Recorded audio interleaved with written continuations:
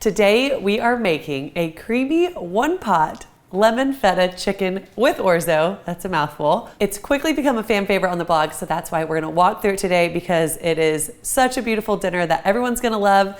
All made in one skillet, pop in the oven. You can clean up the kitchen while that happens. Why am I still talking? Okay, we're gonna start off with some chicken thighs. I always get the note whenever I cook with chicken thighs of, I don't like chicken thighs, can I cook with chicken breasts? This recipe will work with chicken breasts. I would just cut them down in half so they're not like the huge breast. Just cut them down in half so they kind of resemble the size of a chicken thigh. But I will say the beauty of cooking with chicken thighs is they're so hard to overcook. They're always gonna stay juicy. They're always gonna be delicious. So if you're ever gonna try cooking with chicken thighs again, today's the day. I'm using boneless, skinless chicken thigh. You don't want bone in, that takes longer to cook. We're going boneless, skinless. So if you're gonna get chicken breasts, get boneless, skinless chicken breasts, cut them in half. I am just trimming off a little excess fat. I've got 1.5 pounds. Well, first of all, everyone loves a one-pot wonder. And this one just has like a really elegant flavor that makes you feel like you've cooked like a bunch of different elements of a dinner, but it's all made in one skillet. Plus, it's got simple flavors like lemon and feta, yet it's still elevated, so the kids love it too. Next up, we're gonna make a really good seasoning blend. 1 teaspoon of salt. Half a teaspoon of black pepper, or just measure with your heart. We're also gonna do some turmeric. This is gonna give it a bright yellow color too, which I really love. So it really gives it that lemony feel as it's cooking down too. A little bit of smoked paprika. And then last but not least, this is optional, but it really is not a spicy dish. Just gives it a little extra warmth, is a 1/4 teaspoon of cayenne. We're just gonna mix this all together so that it's well combined before we're gonna season our chicken. I'm using a 3.5 quart brazier. This is one of my favorite investments in my kitchen. I use this all the time. It's just a pretty pot and I love it, but you could also use any pot that's gonna be large with the deep sides. This is gonna start off on the stovetop and then it's gonna transfer to the oven. So just keep that in mind. I am going to, while that's warming up, season my chicken with that blend that we just made.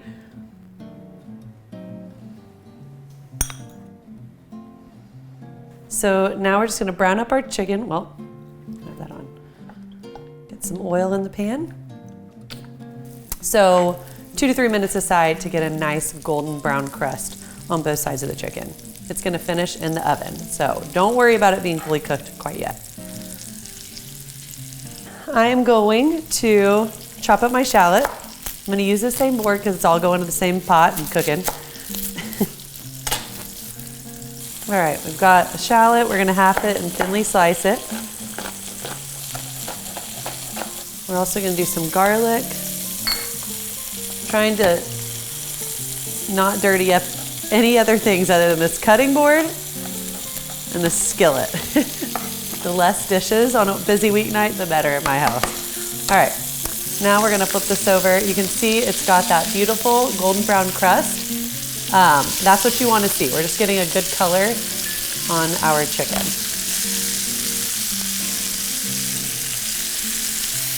So like I mentioned, this is going to finish cooking in the oven. One more dirty dish. It'll be okay.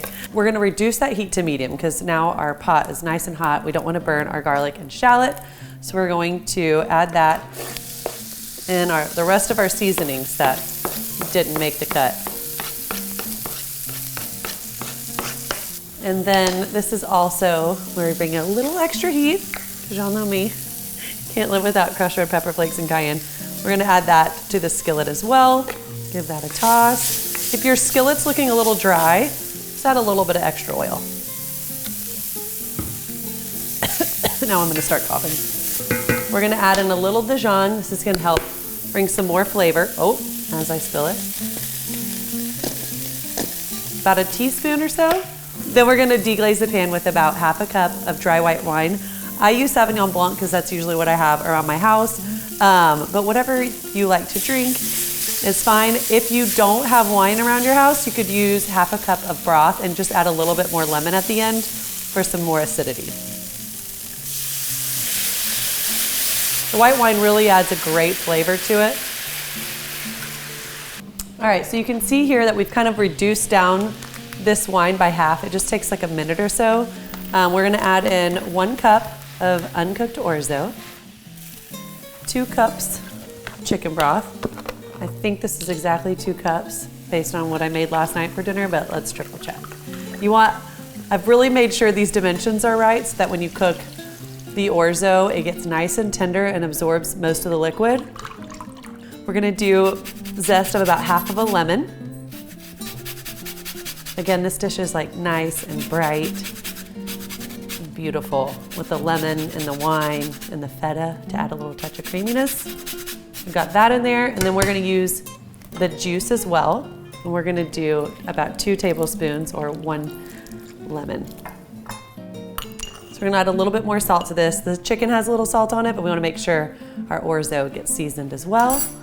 And then the beautiful herbs. I've got parsley and oregano going in to this dish.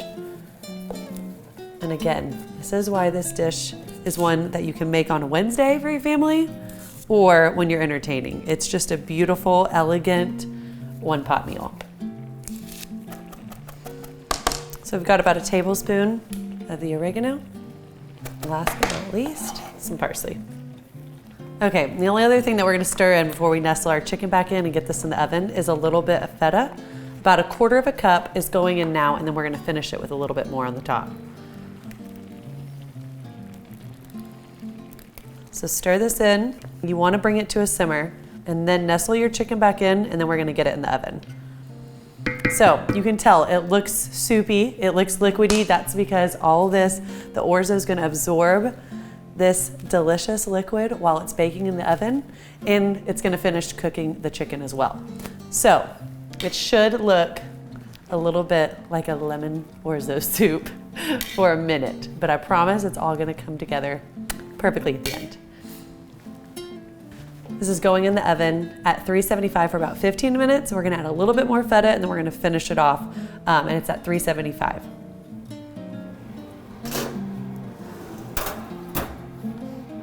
The other beautiful thing about this meal is you've got 15 minutes to clean up your workspace and then dinner served or set your table. Okay, we've baked for 15 minutes. The last thing we're gonna do is we're gonna sprinkle a little feta on top, and then it's just gonna finish for 5 more minutes.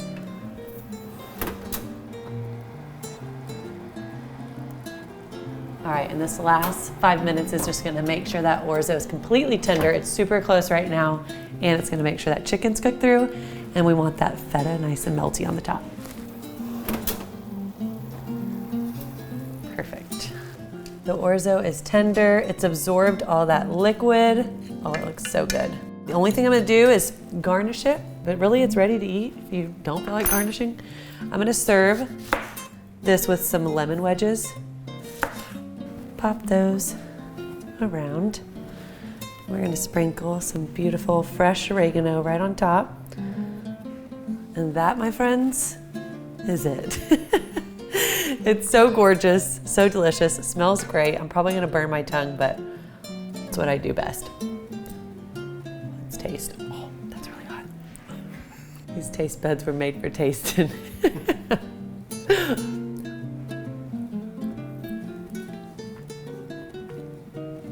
I mean, this is why this is a popular recipe. The flavors are just stunning.